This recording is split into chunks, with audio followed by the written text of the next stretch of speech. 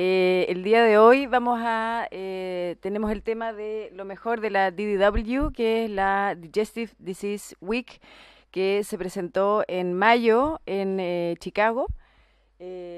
La va a presentar el doctor Cristian Montenegro el día de hoy, así que lo invito a presentar.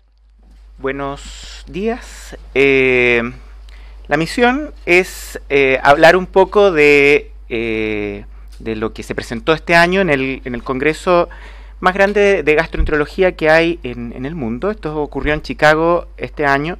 Y la primera pregunta que uno se hace acá es ¿qué es la Semana de la Salud Digestiva y de las enfermedades digestivas, y qué es lo mejor de las enfermedades de la salud digestiva?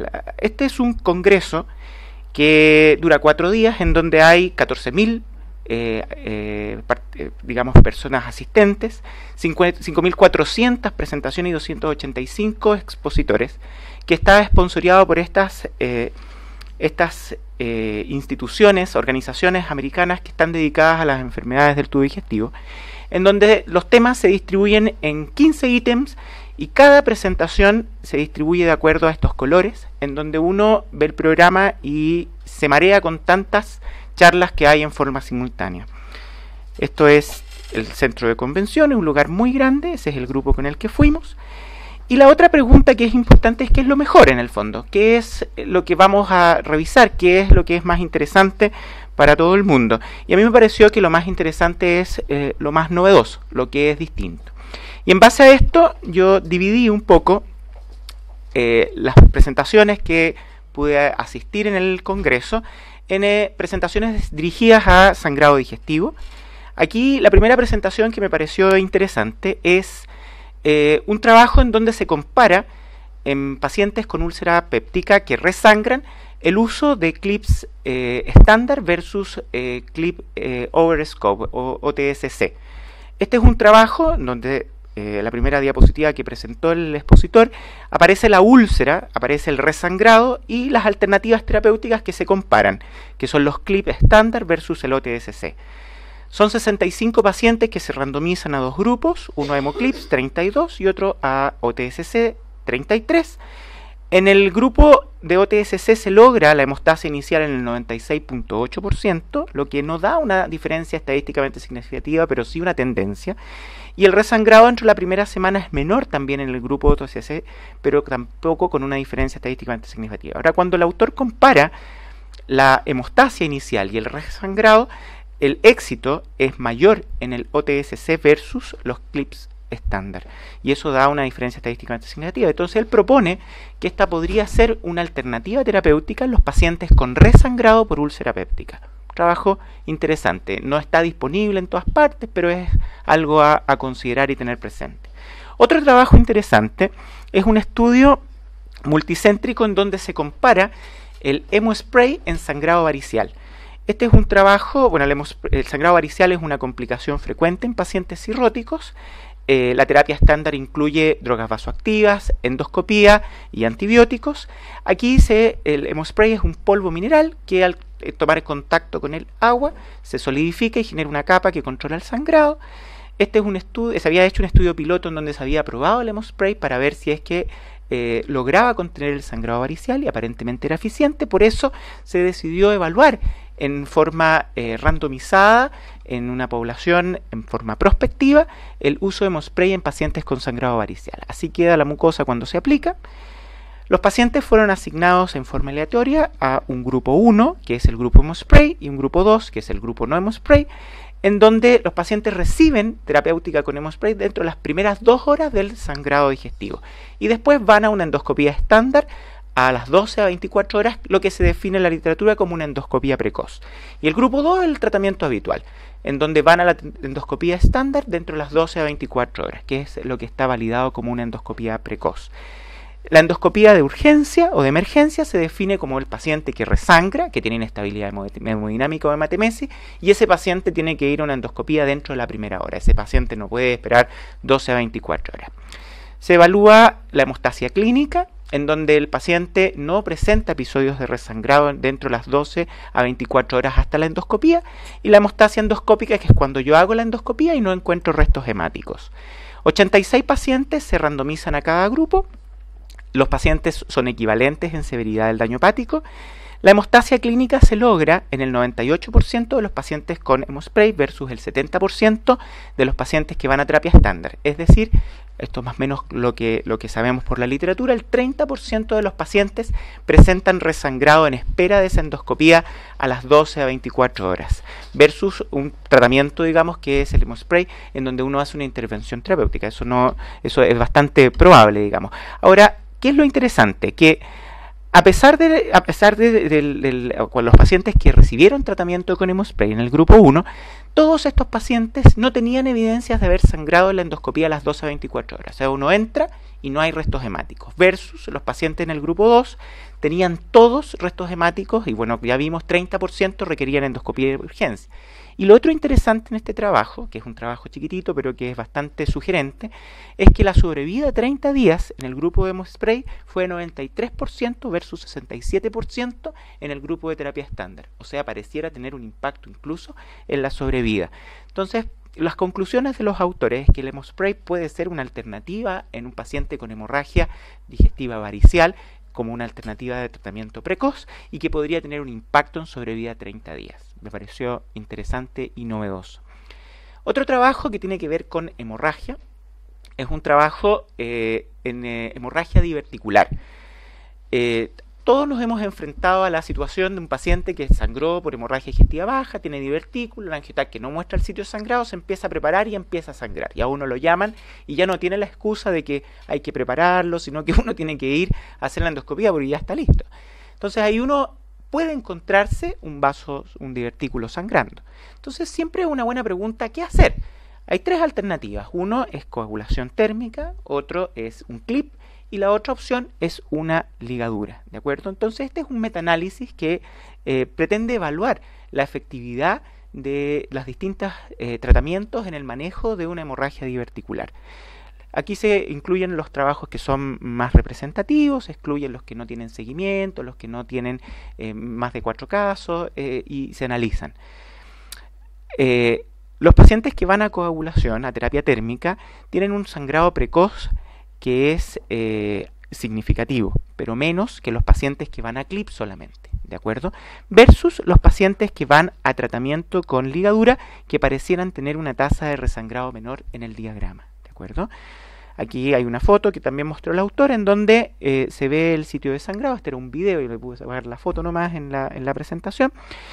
Y cuando se compara el tratamiento con ligadura versus el tratamiento térmico, pareciera haber una tendencia a que es mejor la ligadura sin lograr diferencias estadísticamente significativas. Sin embargo, la ligadura versus el clip sí claramente es mejor la ligadura.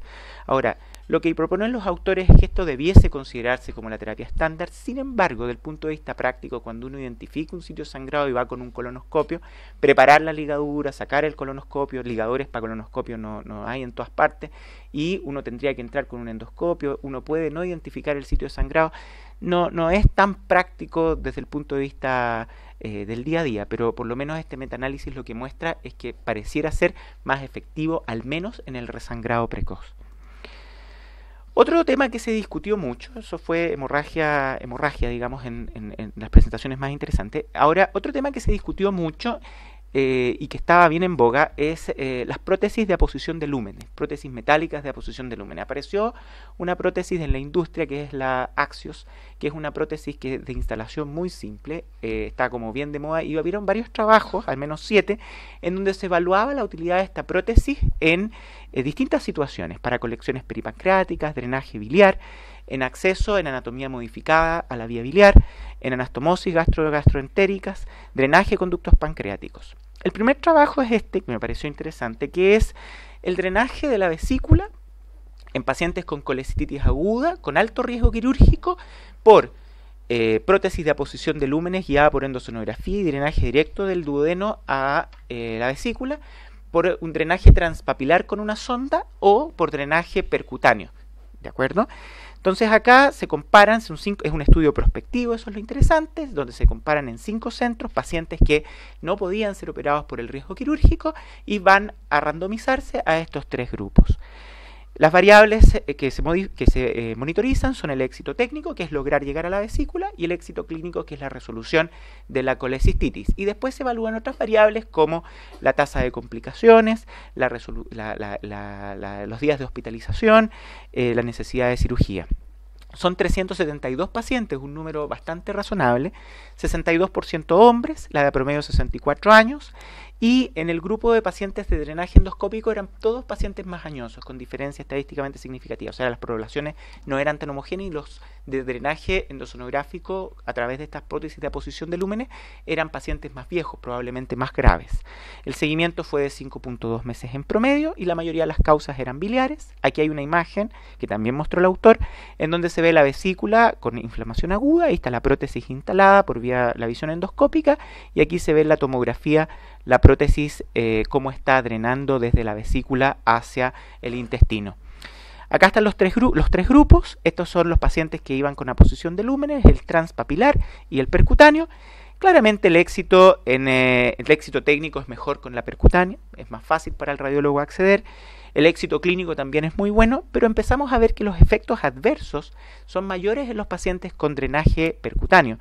Y la estancia hospitalaria es más larga, el número de procedimientos es más grande, la necesidad de admisiones no programadas es mayor, y el 50% de los pacientes requirieron cirugía igual. Entonces pareciera ser que, si bien es efectivo en el primer momento, no es una solución tan definitiva. Y eso es básicamente lo que concluyen los autores. Pareciera ser que estas prótesis de aposición de lúmenes son efectivas a largo plazo y dan una solución más definitiva al paciente. Ahora, respecto a lo mismo, apareció otro trabajo en donde tomaron 51 pacientes, 30 tuvieron que ser excluidos por distintas causas, muchos fallecieron, otros hubo que operarlos y otros pacientes hubo que retirarles la prótesis antes. Y este trabajo, lo interesante es que se hizo seguimiento entre 1 y 5 años a estos pacientes que tenían este drenaje de la vesícula a través de esta prótesis de aposición de lúmenes. Y lo que se vio es que en ese seguimiento a largo plazo solo un paciente hizo colangitis, ninguno hizo colecistitis y ninguno hizo recurrencia a la colecistitis. Entonces, lo que concluyen los autores es que a un seguimiento más a largo plazo, entre 1 año y 5 años, la instalación de estas prótesis da una solución definitiva a los pacientes, que no se complican con la colecistitis, que es el motivo por el cual se indica, y da una solución más definitiva que el drenaje percutáneo y el drenaje transpapilar, que también me pareció interesante. No es infrecuente que uno encuentre pacientes así graves y se discute si operarlo o no, y esta podría ser una solución. En drenaje de colecciones postquirúrgicas, estas mismas prótesis de aposición de lúmenes se pueden ocupar en abscesos, fugas, biliomas, necrosis de paredes. Estas prótesis se colocan bajo endosonografía, y este es un trabajo en donde junta un metaanálisis en donde se evalúa la eficacia técnica, la eficacia clínica de estas prótesis en los drenajes de estas colecciones, y se ve que tienen una eficacia técnica y clínica bastante buena, digamos, con pocas tasas de complicaciones, y tienen las ventajas versus el drenaje percutáneo de que evitan la repetición de procedimientos y evitan las complicaciones y la molestia de tener un drenaje hacia el exterior. Por lo tanto, pareciera ser también útil en estas colecciones abdominales. En colecciones pancreáticas, dos trabajos interesantes. Uno, que comparó en el tratamiento de los pseudoquistes las prótesis plásticas versus las prótesis metálicas de aposición de lúmenes. Y se ve que en los drenajes de pseudoquistes pareciera ser que las prótesis plásticas andan tan bien o mejor que las prótesis metálicas a un costo más bajo. ¿Y eso es por qué? Porque las colecciones, los pseudoquistes, son colecciones líquidas que salen fácilmente con lúmenes chiquititos. Ahora, ¿qué es lo que pasa cuando uno tiene una wall of necrosis, una necrosis pancreática? Ahí hay tejido que necesita un lumen más grande. Y pareciera ser que aquí las prótesis metálicas son un poco más efectivas que las prótesis plásticas. Y eso podría ser una diferencia al momento de decidir cómo drenar estas colecciones por vía endoscópica. Ahí hay una imagen de estas prótesis de aposición de lúmenes, en donde todo el sistema de instalación viene incluido en el mismo device, en donde uno pincha, perfora, libera la prótesis con el mismo aparato. Entonces los tiempos son mucho menores, y eso es un poco lo que vende el fabricante, digamos. Esto se hacía antes con un papiloto, uno entraba, era un procedimiento más tedioso. Ahora parece ser mucho más simple. Este es otro trabajo interesante cada vez vemos más pacientes con anatomía modificada, pacientes con IDRU que tienen cálculos en el postoperatorio, que después de la cirugía, y que necesita uno llegar a la vía biliar. Y muchas veces la única opción es un drenaje biliar, una cirugía, porque uno no logra llegar a la vía biliar, a la papila, para poder hacer algún procedimiento. Hasta ahora la mejor propuesta era acceder a la vía biliar a través de una enteroscopía. Sin embargo, apareció este trabajo en donde se hace una gastroanastomosis con una de estas prótesis LAMPS, en donde se une acá a través de la prótesis y uno entra con un duodenoscopio al estómago que está desechado y puede llegar en forma bastante parecida a como uno llega con anatomía normal a la vía biliar. ¿De acuerdo? Entonces es un procedimiento bastante interesante y útil en estos pacientes. Entonces en este trabajo se comparan estas dos técnicas. En 4 hospitales entre el 2014 y el 2016 se evalúa el éxito técnico, el tiempo de exploración, la estancia hospitalaria y la gravedad de los efectos adversos. ¿Cuál es la conclusión de los autores? Que pareciera ser que este drenaje a través de la unión, a través de esta prótesis LAMPS instalada gastroanastomosis, es más eficiente, es más segura en el éxito técnico y la similar tasa de complicaciones que la ERCP asistida por enteroscopía. Esto es algo que vamos a ver, es algo que pareciera ser muy prometedor, todavía son números pequeños, son 19 pacientes por rama, pero pareciera ser una alternativa en estos pacientes. Otro tema, ya vimos las hemorragias, ya vimos un poco de LAMPS, de prótesis de aposición de lúmenes. Ahora aparecieron otros papers que fueron interesantes, también muy sugerentes, de mucosectomía antirreflujo. Esta es una técnica en donde uno hace una mucosectomía bajo el cardias, pela la mucosa. Antes se hacían 360 grados y había muchas complicaciones de estenosis. Después se modificó la técnica el 2014 y se hace una mucosectomía en 180 grados, y de esa forma la cicatriz que genera la reparación de la mucosa permite estrechar el cardias. Aquí hay un dibujo en donde también lo presentaron los autores. Acá uno ve el cardias entreabierto, no hay hernia hiatal acá. Se hace esta mucosectomía por la curvatura menor en 180 grados y la cicatriz, la reparación, permite estrechar el cardias. Aquí hay una foto en mejor resolución que muestra lo mismo. El primer trabajo fue el año 2014, 10 pacientes que no tienen hernia al hiato, ninguno de estos pacientes tienen hernia al hiato. El score de Demister muestra una reducción de 5.2 a 0.67 y ellos definen que la técnica tiene que hacerse en 180 y no en 360 grados. Aparece un trabajo en 12 pacientes en este congreso con datos al mes, un seguimiento cortito, en donde tampoco tenían hernia al hiato y ven al mes una reducción del score de Demister de 28 a 9. O sea, claramente hay una mejoría objetivable del reflujo.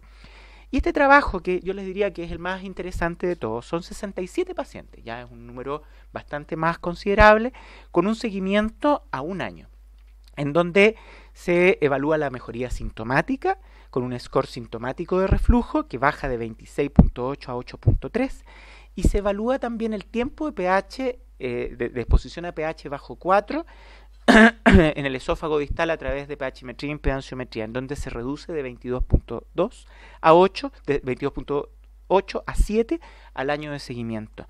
Entonces, ¿qué otro dato también es interesante en esto? El 55% de los pacientes suspendieron el inhibidor de bomba de protones a los 2 meses de tratamiento y el 23% redujo la dosis a los 2 meses de tratamiento. Y al año, esta implicancia clínica, esta disminución en el tratamiento también se mantiene, con un 61% de suspensión de inhibidores de bomba de protones a un año de tratamiento. Eso es bastante significativo y prometedor en estos pacientes que permanentemente están tomando inhibidores de bomba de protones. Entonces pareciera ser un procedimiento seguro, pero se requieren estudios de seguimiento a más largo plazo. ¿Ya? Me pareció también bastante sugerente. Y otro también trabajo que es novedoso, pero son 2 casos nomás que probablemente vamos a ver más adelante información. Son dispositivos elásticos que se instalan y que simulan un poco lo que se pretende hacer con esta mucosectomía antirreflujo. Pero todavía no hay datos de seguimiento. Otro tema que también se conversó en el Congreso y que me pareció también interesante es el POEM. El POEM es una técnica que ha ido adquiriendo cada vez más relevancia en el último tiempo. Hay varios médicos en Chile también calificados para poder realizar el procedimiento, hay entrenamiento también para poder hacerlo. Y es una técnica que se compara con la miomectomía de Heller en el fondo, en resultados a largo plazo. La cirugía de Heller es un buen procedimiento, por lo tanto al POEMS le ha costado un poco validarse porque se necesitan series más grandes para comparar con un procedimiento que no es malo, digamos. Este es un seguimiento a largo plazo, 4 años, lo que es bastante significativo, con 564 pacientes, que es un volumen también bastante razonable, en donde estos pacientes tuvieron 0 mortalidad, complicaciones graves en el 6.4% de los pacientes, perforación básicamente, pero ninguno se murió y todos resolvieron, en donde el reflujo gastroesofágico sintomático está presente en el 36.5% de los pacientes al año y la esofagitis en el 17%. Y el éxito clínico al año se logra en el 34% de los pacientes, o sea, score de Eckardt 0, y a los 4 años en el 88%. ¿De acuerdo?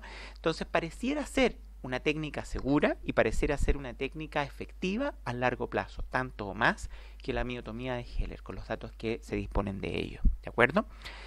Otro trabajo bien interesante también es un metaanálisis, en donde se evaluó la utilidad del POEMS en pacientes que no tienen acalasia y que tienen otros trastornos primarios de la motilidad esofágica, esófago de cascanueces, Jack-Hammer, espasmos esofágicos difusos, y en todos estos pacientes se hizo un POEMS.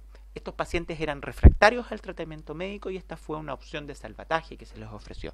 Y se vio que lograban un éxito clínico en un 89% de las ocasiones, que es bastante significativo en un paciente que no viene respondiendo a nada, como una opción de salvataje. Y el otro trabajo que también me pareció bien interesante es el POEMS gástrico, que yo no lo había visto y es una técnica que se ocupa para el manejo de la gastroparesia. Los pacientes que tienen gastroparesia demostrada por síntomas y por cintigrafía de vaciamiento gástrico se manejan con tratamiento médico, pero cuando son refractarios al tratamiento se les ofrece esta opción que es una terapia, digamos, media experimental en el fondo y se va a evaluar qué es lo que va a ocurrir. Se hace un procedimiento similar al POEMS, en donde a través de la curvatura mayor del estómago se hace un túnel submucoso que permite llegar hasta el píloro, en donde se hace una miotomía sobre el píloro. El estómago en el antro es mucho más grueso, tiene una muscular mucho más gruesa que en el duodeno, por lo tanto la probabilidad de complicaciones es mucho menor. ¿Y qué es lo que se vio? 33 pacientes fueron sometidos a este procedimiento, lograron una mejoría sintomática con un score sintomático que se redujo de 3.3 a 0.8, lo que es muy significativo, con una medición del tiempo de vaciamiento gástrico por cintigrafía que se redujo de 222 a 143.16 minutos. O sea, claramente es efectivo desde el punto de vista clínico y también desde el punto de vista objetivo con un test de laboratorio, ¿de acuerdo? Entonces pareciera ser un procedimiento al menos a considerar en el paciente con gastroparesia refractaria. Respecto a inhibidores de bomba de protones y Helicobacter cáncer gástrico, aquí los orientales tienen todo que decir, digamos. ¿Ya? Acá la mayoría de los trabajos son en ellos. Los trabajos son, la gran gracia que tienen es que son trabajos con mucha población y son trabajos también con seguimiento a largo plazo. Este es el primero que me pareció interesante, que es reducción de cánceres gástricos, cánceres gastrointestinales con aspirina. Hace varios tiempo que está sonando el tema de la aspirina y cómo podría reducir el riesgo de cáncer gástrico. Estos orientales lo que hacen en el fondo es randomizar 13.552 pacientes que estaban tomando aspirina, 3.301 que hicieron cáncer de colon y que siguieron tomando aspirina y cómo se reduce la mortalidad al seguimiento por causa del cáncer de colon recurrencia o por alguna otra causa de mortalidad general. Y en 10.251 pacientes que hicieron cáncer de colon y que no tomaban aspirina, el 10.3 empiezan a tomar aspirina después y se ve cómo eso también impacta en la mortalidad por cáncer de colon. Aquí están las gráficas. Estos son los pacientes que estaban tomando aspirina antes del cáncer colorectal.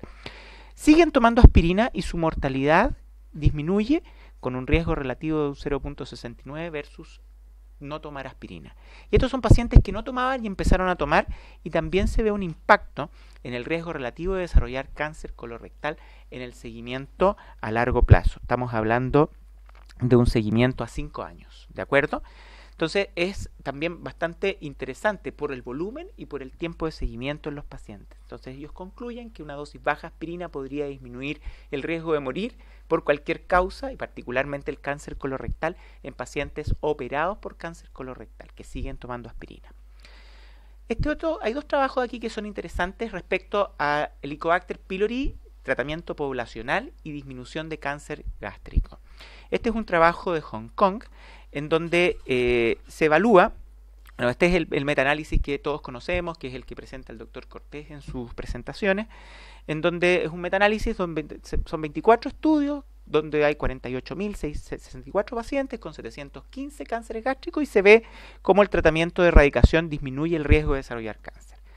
Este es el trabajo en Hong Kong, son 11.650 participantes, de los cuales por distintas causas, no poder erradicar cáncer gástrico al momento del diagnóstico, se van excluyendo pacientes, pero al final son 10.328 pacientes que son seguidos en 3 ramas. La primera rama son los pacientes que no erradicaron, no recibieron tratamiento o no lograron erradicar por fracaso, que son 3.608, de los cuales 21 desarrollaron cáncer gástrico. Los pacientes que sí lograron erradicar el Helicobacter pylori, 2.060, 4 cánceres gástricos, y de los pacientes que nunca tuvieron Helicobacter pylori, que son 4.770, de los cuales 6 desarrollaron cáncer gástrico. Cuando se analiza estos pacientes, que son en total 31, la mayoría están bien diferenciados, la mayoría son cánceres no cardiales, la mayoría son etapas precoces y que la mayoría tienen un tratamiento efectivo con tratamiento endoscópico, o sea, son tratamientos precoces, ¿de acuerdo?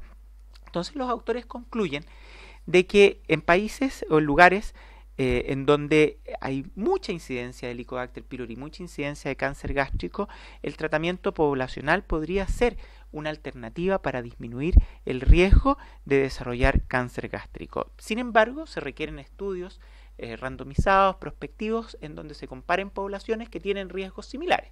Chile podría ser una de esas poblaciones. Acá los autores plantean Corea, China, que tienen volúmenes mucho más grandes y seguimientos con volúmenes más grandes. Este otro trabajo muy similar es un trabajo coreano en donde se evalúa el Helicobacter pylori como un factor de riesgo y se tratan y se ve cuál es el impacto de erradicar el Helicobacter pylori en la incidencia de cáncer gástrico. Son 40.500 pacientes, de los cuales 135, el 0.3%, desarrollaron cánceres gástricos y tuvieron un seguimiento medio de 6.4 años. No hubo diferencias significativas en la incidencia de cáncer gástrico entre los pacientes que erradicaban y los pacientes que nunca tuvieron Helicobacter pylori, pero en los pacientes que tenían Helicobacter positivo y que no tuvieron la posibilidad de erradicar porque fracasaron o no recibieron tratamiento, el riesgo relativo es de 4.12 comparado al grupo que nunca tuvo Helicobacter pylori y 2.73 comparado al grupo que logró erradicar. O sea, claramente hay un riesgo relativo mucho más grande. Otros factores de riesgo independientes son la edad, el tabaquismo, la historia familiar de cáncer gástrico y la atrofia gástrica con un riesgo relativo de 2.66, siendo todos más bajos que el tener Helicobacter pylori en este trabajo. Aquí muestra el gráfico, el grupo de pacientes no erradicados, cómo aumenta la mortalidad en el seguimiento a 10 años versus el grupo con Helicobacter erradicado y el que siempre fue negativo. ¿De acuerdo? Entonces aquí se muestra nuevamente el impacto de erradicar el Helicobacter pylori en el seguimiento a largo plazo, que es lo que falta, digamos, para poder validar esto de tratar siempre el Helicobacter pylori. Los autores concluyen que la reducción, el tratamiento de erradicación del Helicobacter pylori reduce la incidencia de cáncer gástrico en individuos asintomáticos y el tratamiento poblacional puede ser una alternativa en la prevención del cáncer gástrico, que es algo que se discute, digamos, y algo que se propone también en distintas presentaciones. Otro trabajo interesante también que me pareció es el uso de inhibidores de bomba de protones en pacientes que tienen, o el desarrollo de cáncer gástrico en pacientes que siguen ocupando inhibidores de bomba de protones después del tratamiento de Helicobacter pylori, que también me pareció llamativo. Estos son estudios epidemiológicos, poblacionales. Es el gran mérito de estos coreanos. Metodológicamente no son tan buenos, son tantos pacientes que suena atractivo. Los pacientes que ocupan largo tiempo inhibidores de bomba de protones tienden a desarrollar atrofia gástrica. Y esto es particularmente en los pacientes que estuvieron infectados por Helicobacter pylori. O sea, tú llegas tarde al tratamiento y los pacientes ya tienen atrofia. Y pareciera ser que los inhibidores de bombaprotones incrementan el riesgo de cáncer gástrico. Entonces, lo que quisieron evaluar ellos es cómo ocurre este incremento en su estudio poblacional. Tomaron 63.397 pacientes que estaban infectados por Helicobacter pylori con una edad promedio de 54.7. La mayoría eran mujeres, digamos, y 153 pacientes desarrollaron cáncer gástrico, con una media de seguimiento de 7.6 años. Esos datos, a pesar de que es un estudio epidemiológico, hacen de que al menos a uno le llame la atención, digamos. ¿Qué es lo que ocurrió? Independiente de los otros factores de riesgo, el uso de inhibidores de bomba de protones aumenta el riesgo de desarrollar cáncer gástrico en los pacientes que se trataron, que probablemente son pacientes que ya tenían atrofia, en 2.19 el riesgo relativo. La edad también es un factor que aumenta el riesgo, el sexo masculino, la historia de úlcera y la diabetes. Para ellos también fue un factor de riesgo. Y en el desglose de la información, los pacientes que ocupaban inhibidores de bomba de protones todos los días, que habían sido erradicados, que probablemente tenían atrofia, ese dato ellos no lo presentan, tenían un riesgo relativo de 3.41 de desarrollar cáncer gástrico, mucho más que los que ocupaban semanalmente o menos que diariamente, o mensualmente o menos que semanalmente. ¿De acuerdo? Entonces, para ellos pareciera ser el uso de inhibidores de bomba de protones en el paciente que ya erradicó un factor de riesgo para desarrollar cáncer gástrico. Lo que es bastante interesante, porque muchas veces uno deja pegado el inhibidor de bomba de protones en estos pacientes que uno erradicó, que tienen un poco de atrofia, un poco de metaplasia, sin tener claro si eso va a funcionar o no. Aquí está el gráfico en donde muestran cómo aumenta la proporción de cáncer gástrico en los pacientes que estaban ocupando inhibidores de bomba de protones en el seguimiento a 12 años. ¿De acuerdo? Otro trabajo interesante que también me pareció porque es en Estados Unidos. Yo no había visto trabajos de cáncer gástrico así en población norteamericana. Este es un estudio retrospectivo observacional en Estados Unidos. Son 116 pacientes que tenían metaplasia intestinal que se siguieron a 3 años y se vio cuántos de esos 16 pacientes desarrollaban displasia de bajo grado, que fueron 10, cuántos desarrollaban displasia de alto grado 1 y 3 que desarrollaron adenocarcinoma. Entonces esto me llamó mucho la atención porque pareciera ser que los norteamericanos ya empezaron a hablar un poco acerca del cáncer gástrico y empezaron a presentar ellos sus propias series de algo que nosotros estamos viviendo hace ya 20, 30 años. ¿De acuerdo? ERCP en el Congreso, dos trabajos interesantes, uno muy simple y que me pareció por lo simple muy atractivo de traer, que es el lavado de la vía biliar una vez que uno hace la papilotomía para no dejar cálculos residuales en un paciente que tiene coledocolitiasis. O sea, yo randomicé pacientes, 73 a lavado biliar, o sea, yo termino mi ERCP, le echo suero fisiológico, lavo la vía biliar versus no lavarlo. ¿Y qué ocurrió? Que en los pacientes que no lavaban, en el 22.7% de los pacientes se quedaban cálculos residuales. Y esto es algo muy simple de hacer, que se demora habitualmente 3 minutos más uno en el procedimiento y que podría tener un impacto en una cuestión que siempre es un tema, que es dejar un cálculo ahí y después llega el paciente nuevamente con una colangitis o con una complicación. El otro factor de riesgo que los autores identificaron es el número de cálculos. Mientras más, mayor es la probabilidad de que se quede un cálculo. Entonces, ellos proponen que siendo una estrategia simple, de bajo costo y que no demanda mucho tiempo, debiera aplicarse en forma rutinaria. Algo a considerar, digamos. Y ERCP en pancreatitis. Aquí se habla de, o apareció un trabajo hace poco, el año pasado, a fines del año pasado, de uso de adrenalina en spray en la papila para disminuir el riesgo de pancreatitis. Estos autores lo que hicieron fue comparar indometacina sola versus indometacina y adrenalina en la papila, y ellos vieron que no hubo diferencia en 956 pacientes. O sea, pareciera ser que ese dato todavía está medio controversial. ¿De acuerdo? Resección endocópica submucosa versus disección submucosa. Otro tema también que se abordó en el Congreso y que me pareció interesante. Un par de trabajos muy interesantes. En pólipos, adenomas vellosos extendidos en alfombra, en el recto, mayores a 5 centímetros, se comparó disección submucosa versus resección endoscópica, resección mucosa endoscópica. ¿De acuerdo? La duración del procedimiento, la disección 98 minutos versus la resección endoscópica, elevar la mucosa y cortar 37 minutos, mucho más corto. El riesgo de hemorragia similar y la recurrencia a los 6 meses efectivamente fue mayor en el grupo con resección mucosa, un 12%. Pero esos pacientes a los 6 meses se controlaron y se les resecó lo que quedó. Y al año los dos grupos tenían un 0% de recurrencia. ¿De acuerdo?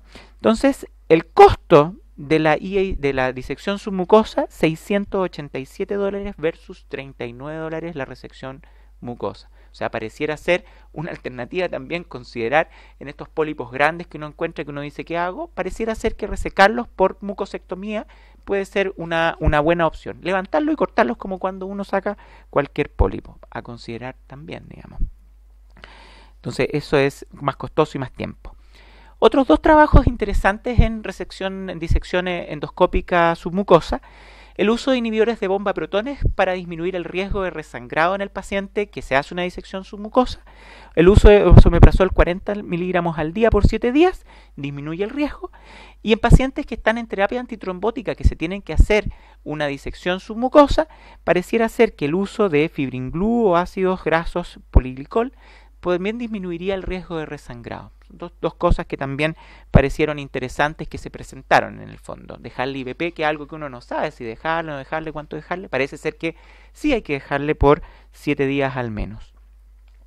Algunas misceláneas: estenosis benigna, un estudio que comparó prótesis metálicas autoexpansibles cubiertas versus dilataciones esofágicas en estenosis de anastomosis benigna, y pareciera ser que son de eficacia similar. Pareciera ser que dilatarlos versus ponerle una prótesis metálica no mejora los resultados al año de seguimiento, con una tasa de migración de un 22% de las prótesis metálicas, que no es bajo, ¿de acuerdo? El balón intragástrico, algo que también reafirma algo que más o menos conocíamos: 224 pacientes a seguimiento a 5 años, eso es lo interesante del seguimiento. Baja de peso inicial en todos los pacientes, pero en un tercio de los pacientes, a los 5 años de seguimiento, una recuperación de 19.96 más o menos 12.24 kilos. O sea, los pacientes que se someten a un balón gástrico no tienen una eficacia en su baja de peso a largo plazo, al menos 2/3 de los pacientes. Divertículo de Zenker, otro trabajo también interesante. El tratamiento del Zenker, se hace una miomectomía del tabique del Zenker, y eso permite que se abra, y por eso uno puede resolver el problema del Zenker. Y aquí se compara una miotomía estándar versus una miotomía volumétrica, que es sacar un segmento del tabique. ¿Por qué? Porque la mayoría de la complicación del divertículo de Zenker tratado por miomectomía es la recurrencia de la disfagia. Entonces, estos pacientes que resecan un segmento del músculo parecieran tener una menor tasa de disfagia, y eso es de recurrencia del divertículo, y eso es muy muy significativo, un 7% versus un 21%. Entonces, considerar eso una resección volumétrica cuando uno se opone a un Zenker. Respecto a colonoscopía, dos trabajos también muy interesantes: la preparación en doble dosis versus preparación en una dosis, que eso también es algo que se discute mucho. Todos sabemos la importancia de la buena preparación para todo lo que es prevención de cáncer de colon y el éxito de la colonoscopía. Acá se prepara en dosis única versus dosis fraccionada, y se evalúa y se compara la detección de pólipos, la tasa de detección de pólipos, los adenomas cerrados, los pequeños, y los adenomas sésiles pequeños cerrados. Y se ve que la mejor preparación se logra con la doble dosis, con la dosis fraccionada, y que la mejor detección de pólipos pequeños, cerrados o pólipos adenomatosos se logra con la preparación en dosis fraccionada. O sea, pareciera ser que es la mejor opción para lograr una buena preparación del colon. ¿De acuerdo? El uso profiláctico de hemoclips cuando uno hace una polipectomía. También muchos le colocan clip a todo. Uno hace una polipectomía, 2 clips. El costo de eso aumenta y no se sabe bien cuál es realmente la eficacia de esta conducta, digamos. Entonces acá lo que se hizo fue colocar hemoclips en centros, digamos, de referencia, en pólipos mayores a 1 centímetro. Se dividieron las poblaciones en a hemoclip y a no hemoclip. y se calculó que la muestra para poder hacer un estudio que tuviese significancia estadística era 1784. Este estudio está en curso. Hasta ahora llevan 632 pacientes con pólipos más de 1 centímetro y con seguimiento a 30 días 610 pacientes, 308 con hemoclip y 302 sin hemoclip, y hasta ahora, este trabajo probablemente va a salir más adelante, la tasa de resangrado es similar, o sea, no habría ningún impacto en colocar el hemoclip o no colocarlo en forma de rutina. ¿De acuerdo? Otro trabajo interesante en pólipos subcentimétricos, el asa caliente versus el asa fría.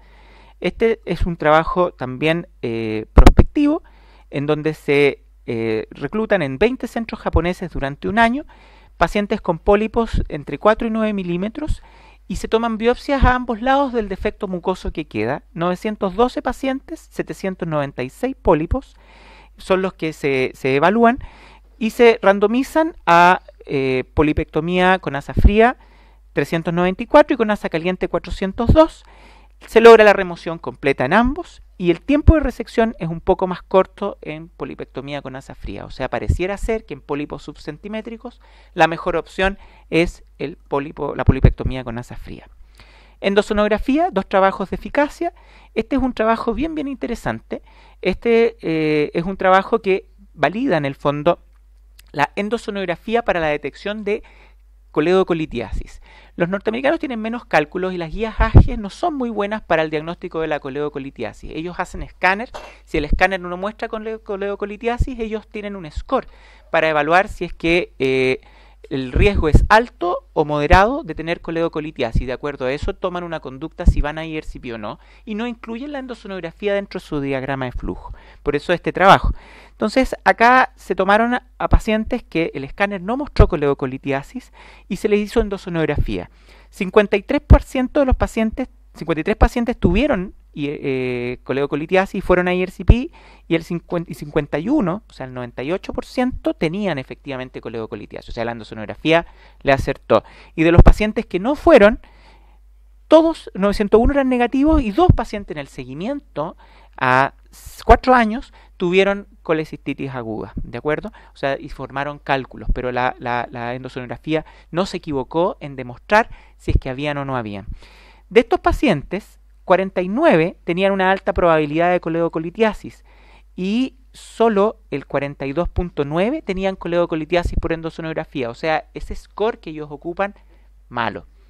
Y 107 pacientes con probabilidad intermedia, de esos 27.3 tenían coledocolitiasis por endosonografía, o sea, 27.3 no le iban a acertar si es que iban a una IRCP. Entonces, ¿cuál es el argumento de ellos? Que el score, este diagrama de flujo que ellos tienen en sus guías AGE es insuficiente para la detección o el diagnóstico pre-IRCP de coledocolitiasis y expone al paciente a un procedimiento que tiene riesgos en forma innecesaria.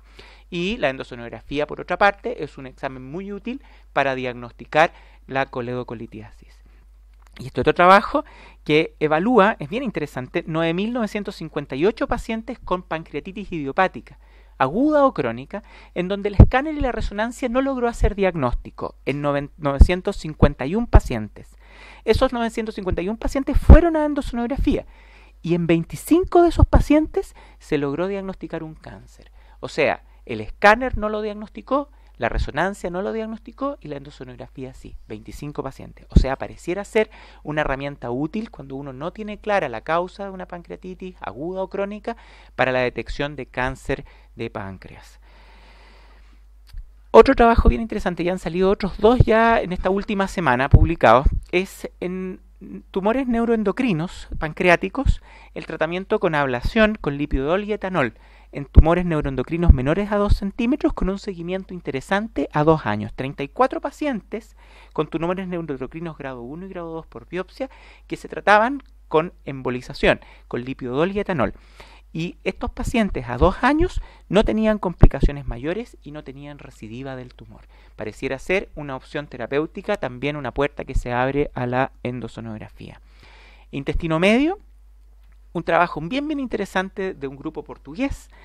Ellos desarrollaron un score que se llama Orbit, que en un trabajo del 2015 demostraron que es mejor que el Hasbled y el Atrial Rate Score para evaluar el riesgo de sangrado en un paciente que está anticoagulado con fibrilación auricular. Y la gracia de este score es que se hace al lado de la cama, evalúa la edad del paciente, la reducción de la hemoglobina, la historia de sangrado, la función renal y el tratamiento con antiplaquetarios. De los 570 pacientes que tenían cápsula endoscópica, 67 estaban con tratamiento anticoagulante. Ellos caracterizaron a estos pacientes, les midieron el score y los clasificaron en un alto riesgo de sangrado o bajo riesgo de sangrado de acuerdo al score mayor o menor de 4. Y se evaluaron los hallazgos en la cápsula endoscópica y el resangrado a los 6 meses.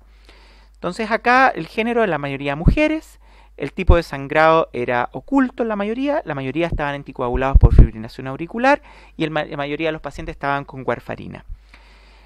El hallazgo en la cápsula endoscópica inicial, que ellos consideran como un hallazgo significativo, es la presencia de 2 lesiones. Se encontró solo en el 22% de los pacientes. Estos son los pacientes que ellos definen como que encontraron la causa de la hemorragia oculta. Los pacientes de alto riesgo por el score de Orbit eran 26, que son estos pacientes. Cuando ellos evaluaron cuál era la utilidad del score de Orbit de riesgo bajo intermedio para el diagnóstico de la lesión, el score de Orbit no es un buen parámetro. Solo el 23% de los pacientes que tenían score de Orbit alto riesgo, más de 4, tenían efectivamente 2 lesiones, que es lo que ellos consideran como un hallazgo significativo. En cambio, en el caso del resangrado, los que tenían alto riesgo, el 80% de esos pacientes resangraron en el seguimiento a 6 meses.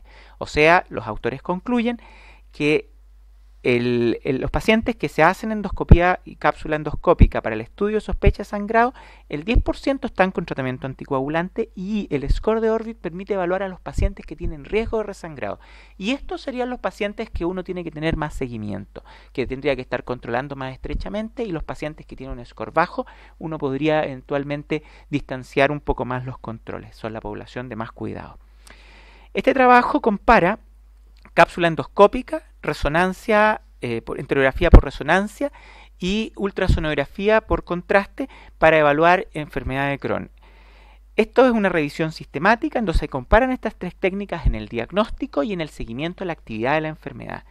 Y los resultados muestran que la cápsula endoscópica es similar a la resonancia, la enterografía por resonancia en la detección de la enfermedad de Crohn, actividad y diagnóstico, y es similar también a la ultrasonografía por contraste. Pero en los pacientes que tienen enfermedad de intestino proximal, pareciera ser que la cápsula endoscópica tiene un mejor rendimiento que la enterografía por resonancia.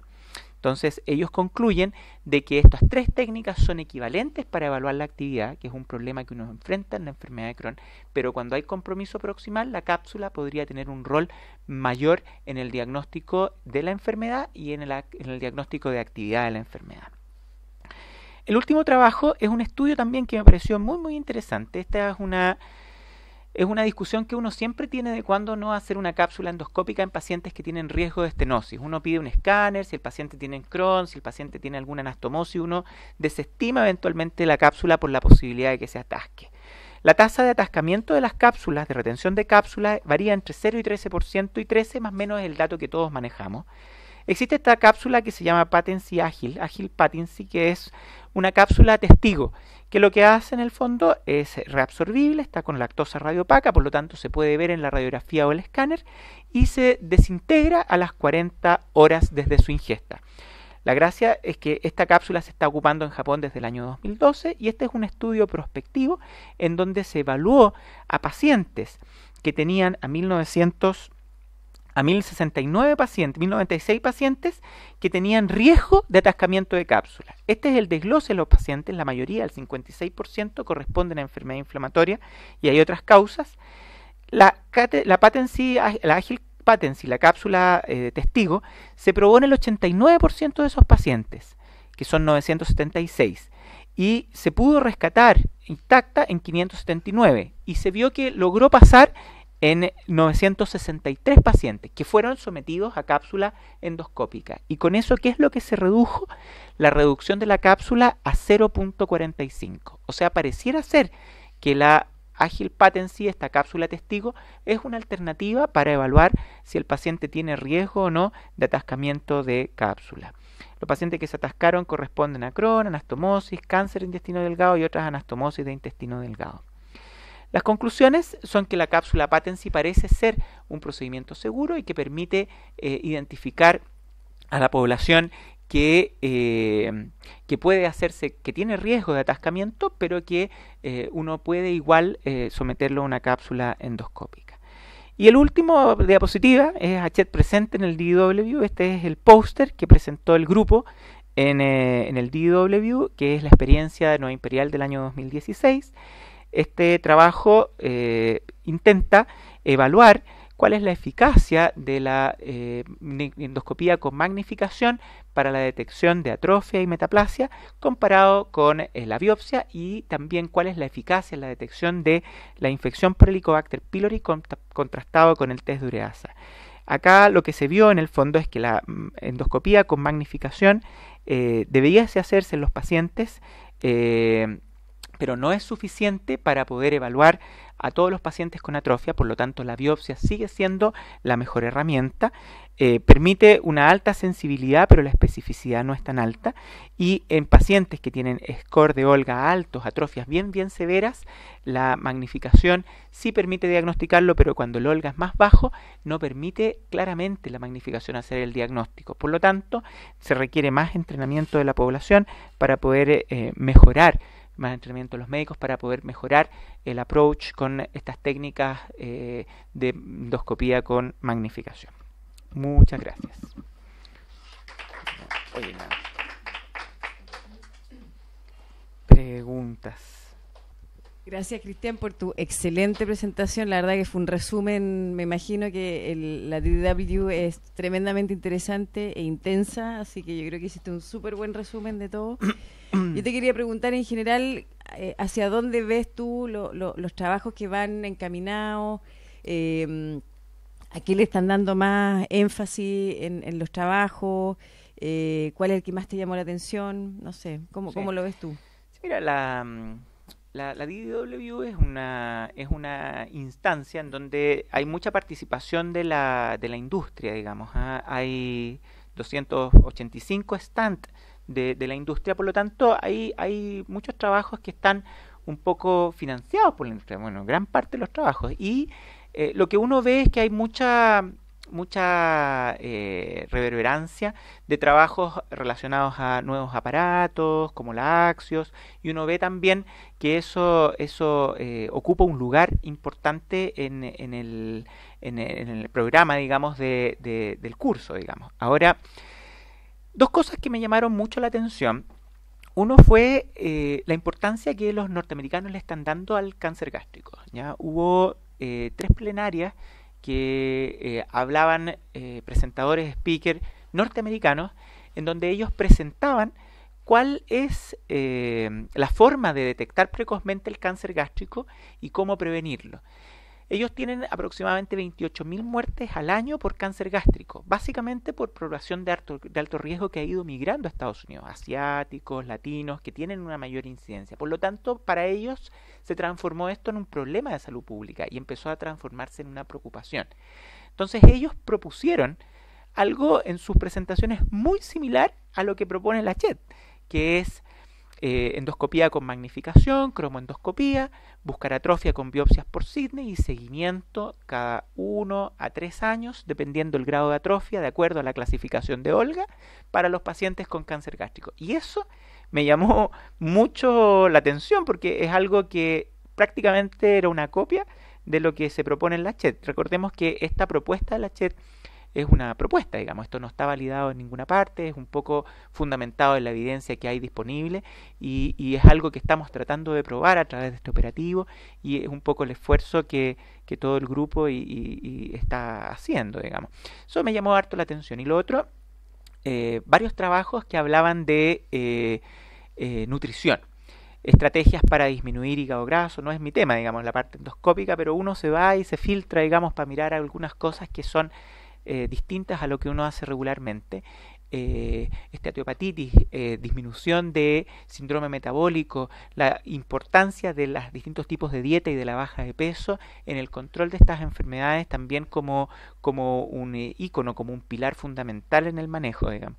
Eso también me llamó mucho la atención y había muchas charlas en relación a eso, un poco menos de microbiota y esas cosas que siempre hay, pero más un poco orientado a riesgo cardiovascular, hígado graso, síndrome metabólico y la importancia del ejercicio, de la baja de peso y de la dieta saludable en el control de estas enfermedades. Eso yo te diría que fue lo que más llama la atención.